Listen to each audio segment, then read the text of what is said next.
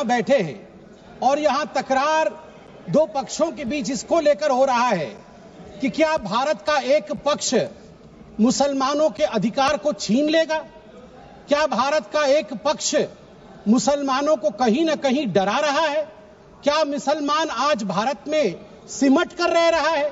सभापति महोदय, मैं आज सीना ठोक के कहना चाहता हूं कि पूरे विश्व में यदि मुसलमान सर्वाधिक सुरक्षित कहीं है तो उस देश का नाम भारतवर्ष है, हिंदुस्तान है।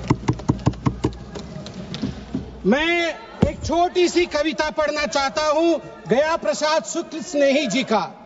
किसी को नहीं बनाया दास, किसी का किया नहीं उपहास, किसी का छीना नहीं निवास, किसी को दिया नहीं त्रास, वही हम है भारत संतान, वही हम है भारत संतान।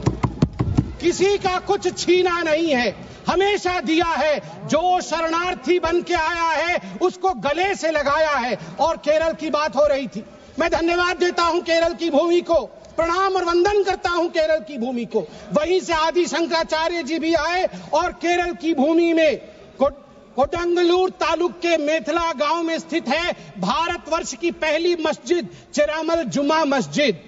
और चेरा राजा चेरामल पेरुमल ने इस मस्जिद के लिए जगह स्थान दिया था। यह है भारत का कल्चर, यह है भारत माता। और इस भारत के ऊपर आप संदेह दिखा रहे हैं।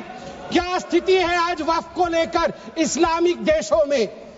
क्या वक्फ प्रॉपर्टी इस्लामिक देशों में है? मैं इस्लामिक देशों का नाम पढ़ूंगा जहां वक्फ का वजूद नहीं है। तुर्की में नहीं है, लीबिया में नहीं है, इजिप्ट में नहीं है, सूडान में नहीं है, लेबनान में नहीं है, सीरिया में नहीं है, जॉर्डन में नहीं है, तुनीसिया में नहीं है, इराक में नहीं है। भारतवर्ष में वक्फ बोर्ड है। वक्फ प्रॉपर्टी को कानूनन सुरक्षा, लीगल प्रोटेक्शन दिया गया है। उसके बाद भी हंगामा क्यों है बरपा?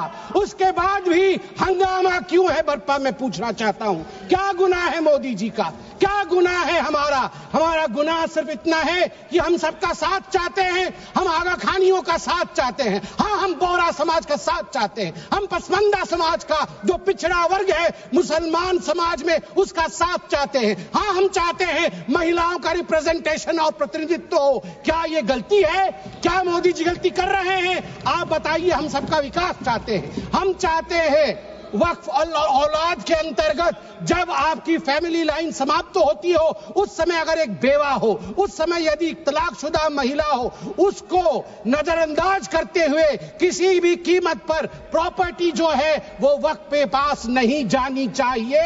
ये अगर मोदी जी सुरक्षित महिला को सुरक्षा दे रहे हैं, सुनिश्चित कर रहे हैं, तो किसी को क्या दिक्कत हो रही है? मैं यहां कहना चाहता हूं जहां तक दान, क्योंकि वक्फ का मतलब दान होता है और हर धर्म में, मेरी बहन अभी सिख धर्म के विषय में बता रही थी, मंत्री जी भी सिख धर्म के विषय में बता रहे थे, सेवा और दान, इसके आधार पर सिर्फ धर्म आज देश का विदेश में जाना जाता है। हिंदू धर्म, ईसाई धर्म, सब में दान का महत्व है। आदि शंकर ने आज से हजारों वर्ष, केरल के लोग भी सुन रहे हैं, मैं कहना चाहता हूं, भज गोविंदम में दान के लिए क्या कहा था? गेयं गीता नाम सहस्त्रम ध्येयं श्रीपति नाम, ध्येयं श्रीपति रूपमजस्रम, नेयं सज्जन संगे चित्तं, ध्येयं दीन जनाय जवित्तम। दीन जनों को, गरीबों को वित्त दान करो, ईश्वर मिलेंगे। भगवान का नाम लो, गीता का ध्यान करो, ईश्वर मिलेंगे। और वही इस्लाम में भी ज़कात, सदका और सदके जरिए के नाम से जिक्र किया गया है। वक्फ जो दान की जमीन और पुण्य के लिए, परमार्थ के लिए, धर्मार्थ के लिए वक्फ बनाया गया है। वक्फ के बोर्ड में आज जो लोग कह रहे हैं कि वक्फ एक्ट में ये जो अमेंडमेंट है ये अनकॉन्स्टिट्यूशनल है, ये किस आधार पे कह सकते हैं? 1995 में वक्फ एक्ट आया, मतलब उससे पहले से चल रहा था। 1995 एक्ट के अंतर्गत अभी हम चल रहे हैं। 1995 के बाद आप याद करिए 2013 में भी अमेंडमेंट हुआ। उससे पहले 1954 में, 1959 में, 1964 में, 1969 में और 1984 में अमेंडमेंट्स या संशोधन हुए हैं। अगर वो सारे संशोधन ठीक थे तो आज ये संशोधन अनकॉन्स्टिट्यूशनल कैसे हो सकते हैं? मैं छोटे से एक विषय को रखना चाहता हूं। आज आप देखिए, सच्चर कमेटी ने 2006 के अपने रिपोर्ट में कहा था, सच्चर कमेटी ने कहा था कि उस समय 2006 में वक्फ के पास 4.9 लाख रजिस्टर्ड प्रॉपर्टी थी। उस 4.9 लाख रजिस्टर्ड प्रॉपर्टी से मात्र वक्फ की जो कमाई हो रही थी वो उस समय 163 करोड़ की थी। मगर सच्चर कमेटी ने कहा यदि सही तरीके से इसका इस्तेमाल किया गया होता, सही तरीके से लीज दिया गया होता, फेयर मार्केट प्राइस के आधार पर किया गया होता तो 12,000 करोड़ की आमदनी होती, 12,000 करोड़ की, 10% का रिटर्न मिलता। आपको जान के आश्चर्य होगा, ये 4.9 लाख रजिस्टर्ड प्रॉपर्टी बढ़ करके हमारे समय 8.72 लाख रजिस्टर्ड प्रॉपर्टी बनी। मतलब 20,000 करोड़ से 25,000 करोड़ तक की आमदनी होनी चाहिए, मगर आमदनी हुई कितनी?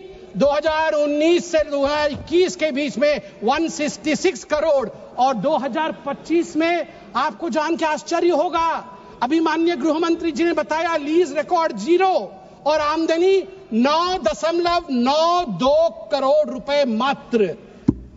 उस समय 2006 में 162 करोड़ और जब ये डिबेट हो रहा है तो 9.92 करोड़।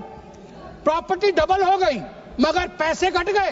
कहां गए वो पैसे? किसके जेब में गए वो पैसे? यदि ये पारदर्शिता। वैसे सभापति महोदय, मुझे एक बात में संशय है, मुझे लगता है उत्तर प्रतिपक्ष वाले ही दे पाएंगे।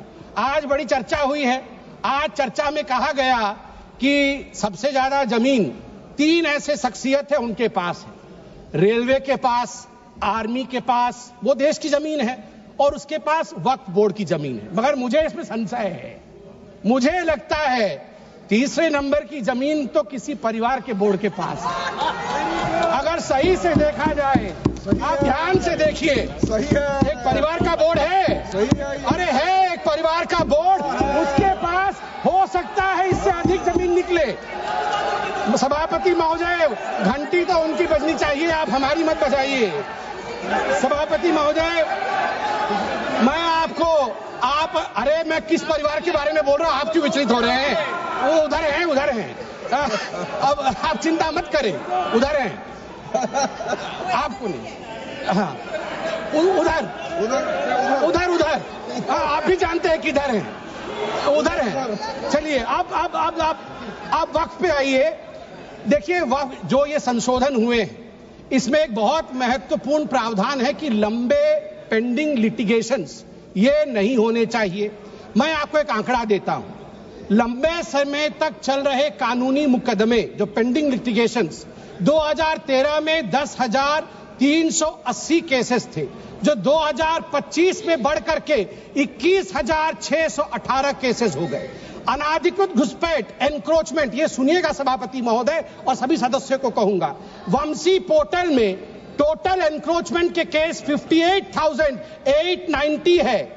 इसमें से लगभग 31,999 पेंडिंग एनक्रोचमेंट है, जिसमें 9,000 मुस्लिम पार्टीज है, अर्थात मुसलमानों के जमीन पर भी अधिग्रहण का काम वक्फ बोर्ड ने किया है। इसलिए जो ये बिल के बारे में आज हम चर्चा कर रहे हैं, मुसलमान भी पीड़ित है, इसलिए बिल से संरक्षण मुसलमान को भी मिलेगा और पूरे हिंदुस्तान के सभी कौम को मिलेगा। मैं अंत में इतना ही कहना चाहता हूं कि सेक्शन 40 को लेकर आज जो कहा गया, मैं बस 30 सेकंड में समाप्त करूंगा। सेक्शन 40 को लेकर आज यहां बहुत चर्चा हुई। ये जो तर्कहीन शक्ति, इरैशनल पावर दिया गया था वक्फ बोर्ड को, खुद ही इंक्वायरी करते थे और खुद ही जमीन को वक्फ में डिक्लेयर करते थे। आज देश में 515 ऐसी प्रॉपर्टी है, उसी का शहर, वही मुद्दई, वही मुंसिफ, हमें यकीन था हमारा कसूर निकलेगा। उसी का शहर, मतलब एरिया खुद ढूंढ लेंगे, वही मुद्दई वही जाके इंक्वायरी कर लेंगे, वही मुंसिफ वही जजमेंट भी दे देंगे। हमें यकीन था, जिसकी जमीन थी हमें यकीन था हमारा कसूर जरूर निकलेगा। मगर सभापति महोदय, मैं धन्यवाद देना चाहूंगा आदरणीय प्रधानमंत्री श्री नरेंद्र मोदी जी का, हमारे माननीय गृह मंत्री जी का, किरण रिजिजू जी का, कि इन्होंने इस प्रकार के एक प्रावधान को यहाँ प्रस्तुत किया है जिससे देश में हम सब सुरक्षित रह सके। धन्यवाद। माननीय सदस्य पाप्पू यादव जी। सभापति महोदय, मैं माननीय मंत्री जी को कहना चाहूंगा कि पहले बुद्ध की परिकल्पना समझ लीजिए, अपो दीपो भव। इस्लाम के पहले बौद्ध धर्म आए थे मंत्री महोदय, और क्यों आए थे इस दुनिया में बौद्ध धर्म, इसको भी जान लीजिए। जब जुल्म हुआ था इस देश के 90% गरीब, दलित, ईबीसी, मूलवासी, आदिवासी पर, जब उसके संस्कृति पर हमला हुआ था, जीने के तरीके पर, तब बौद्ध धर्म आया था। और वो बौद्ध धर्म ने इस दुनिया को वसुधैव कुटुंब दिया, सर्वधर्म समभाव दिया, सार्वभौम